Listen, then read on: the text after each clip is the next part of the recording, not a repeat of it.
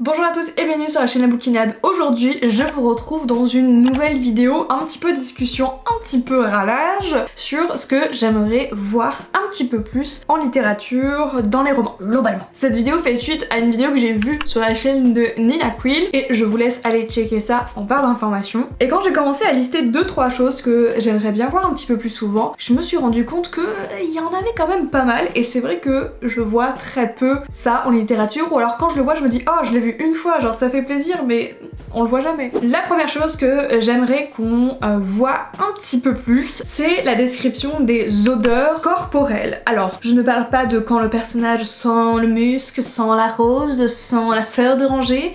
Ça, pas de souci, on nous le décrit, mais par exemple, dans un roman de fantasy, ton personnage est parti faire une quête pendant tes jours, et tes jours, et tes jours. Il ne s'est pas lavé, il a transpiré, il a sué, et il va donc embrasser son copain, sa copine. Il n'y a pas de...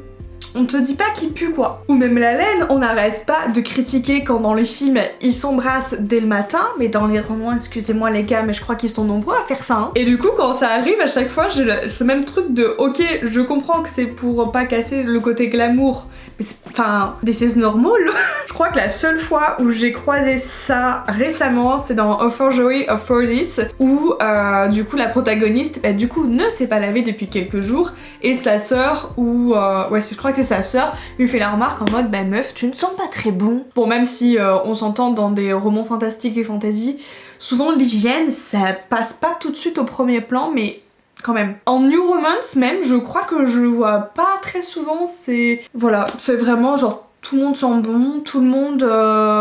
personne ne transpire jamais finalement. Est-ce que je suis la seule à transpirer? Je pense que oui. Deuxième chose que j'aimerais un petit peu plus voir, et là c'est plus dans la littérature, enfin dans les romans young adultes, c'est que on en voit un petit peu plus ces dernières années, mais je trouve pas assez. J'aimerais beaucoup plus voir des romans issus de la culture asiatique.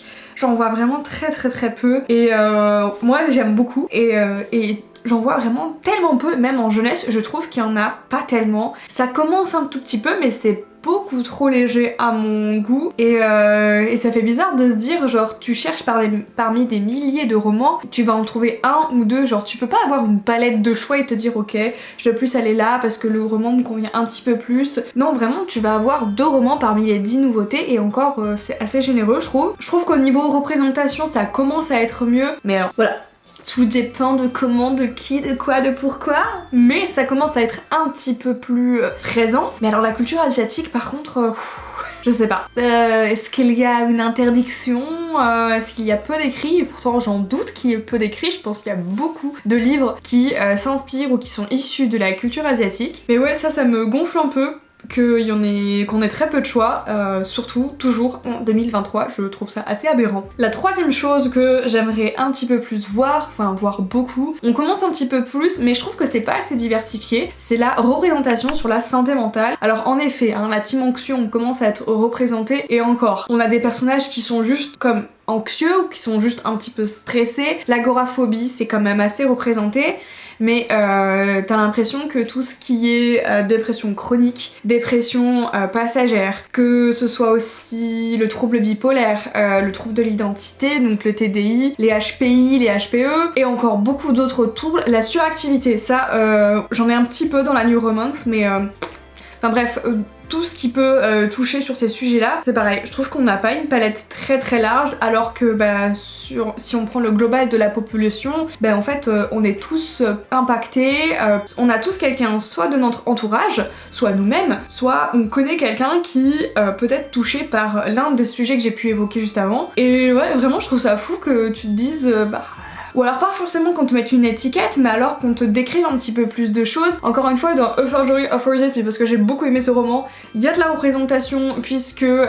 mince, j'ai oublié le prénom du personnage masculin, mais c'est un personnage qui a vraiment du mal à se sociabiliser, qui est assez anxieux. On nous pose pas une étiquette comme telle, mais on nous dit que... Et encore, on a eu juste une description de 2-3 crises de panique qu'il a pu avoir, mais sur les autres troubles, on en a très peu. En bande dessinée, je trouve qu'il y en a plus, mais dans les romans je trouve ça encore très léger. Ou alors vraiment je trouve que c'est beaucoup l'agoraphobie, la dépression sévère et l'anxiété. Genre toutes les autres problématiques elles ne sont pas soulevées. Alors que le trouble bipolaire par exemple ça touche vraiment une bonne partie de la population et il y en a très peu.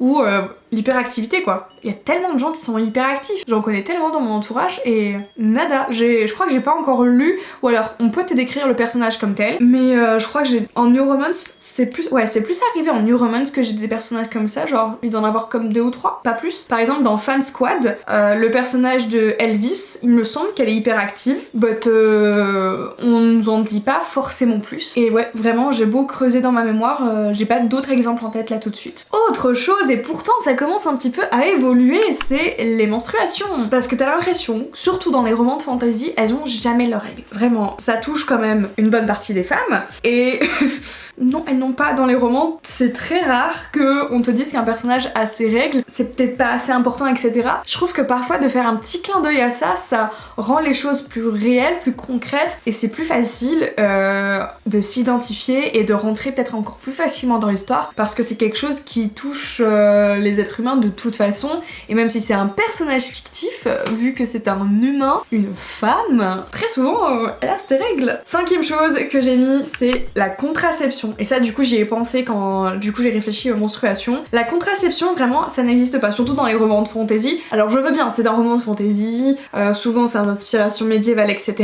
Mais elles ont des rapports sexuels, elles ne tombent pas enceintes. Dites-moi quel est le remède magique s'il vous plaît. Moi je commence à en avoir marre de cette satanée pilule. T'as l'impression qu'il y a zéro souci. Juste inventer un truc, nous faire un petit clin d'œil en mode ça c'est important.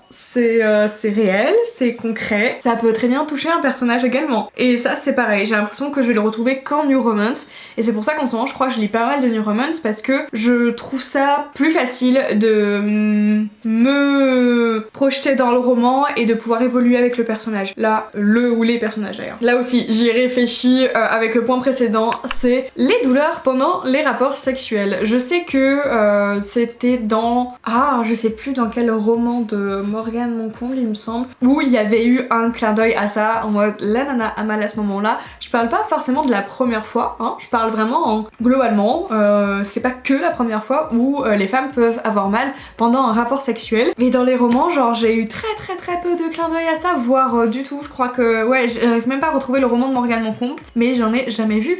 Alors que, je sais pas, par exemple, les derniers que j'ai pu lire dans Le Pont des Tempêtes, je ne sais plus si on nous écrit exactement, mais en tout cas, non, sinon j'ai Witch and God, y a pas de clin d'œil à ça. J'aimerais bien qu'il y ait juste genre une fois où tu te dis ouais c'est bien, c'est l'autrice y a pensé ou l'auteur y a pensé, ça rapporte quelque chose de plus et c'est comme exempté dans le fictif, ça ne peut pas exister, et je pense que ça pourrait contribuer davantage à améliorer nos romans et notre perception après de ce qu'on va faire de ce roman-là. Je sais pas si c'est très français ce que je dis, mais je trouve, surtout quand c'est des romans de jeunesse en plus, non en fait la jeunesse elle va peut-être pas forcément lire de la New Romance, mais une jeune femme qui va lire de la New Romance, je trouverais ça bien qu'on le dise, parce que ça arrive peut-être plus souvent qu'on ne le croit, on ne sait pas. Autre point, et ça va aussi un petit peu avec un que j'ai dit juste avant, c'est l'hygiène. L'hygiène, t'as l'impression que, surtout, encore une fois, dans les romans de fantasy ou même de dystopie, t'as aucun détail. Pourtant, tu vois les personnages, ils galèrent, ils ont des péripéties mais intenses, des périples hyper longs à faire et tout. Il y a aucun truc à l'hygiène, et je pense que surtout quand c'est dans des romans où les univers sont vraiment très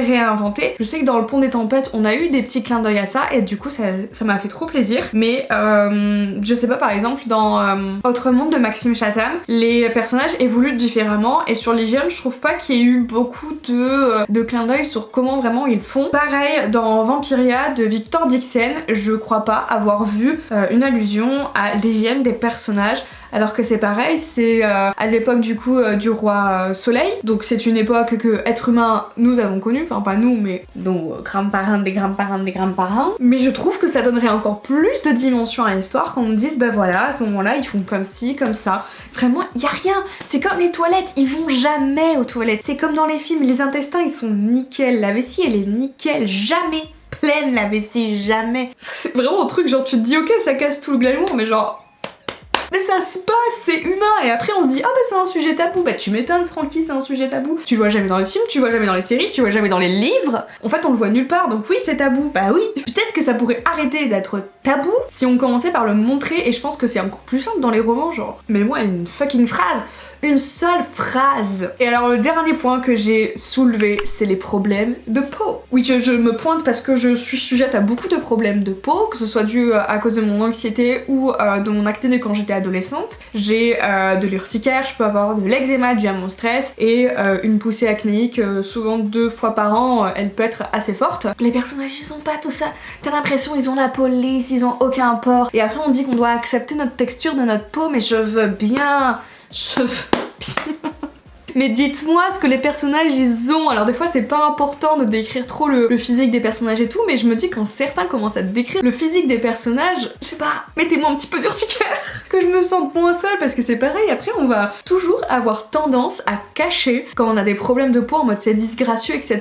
Genre non vraiment, c'est pas que c'est normal, mais genre toute personne au bout d'un moment a un problème de peau. En plus avec l'environnement et la pollution, ça va pas en s'arrangeant, mais les personnages ils n'ont aucun problème de peau. Ils sont photoshopés. Quand on fait aucune allusion à des traits caractéristiques de personnages, ok great, c'est le choix de l'auteur. Par contre quand on commence à en faire et qu'on peut-être parfois il y en a trop, bah vas-y, un petit peu d'eczéma quelque part sur les mains si tu veux, rien que sur les mains. Et encore pire, genre les personnages qui ont des intolérances au soleil. Moi je suis intolérante quand même pas mal au soleil. Il y en a zéro. Ils ont jamais de coup de soleil. Non, jamais.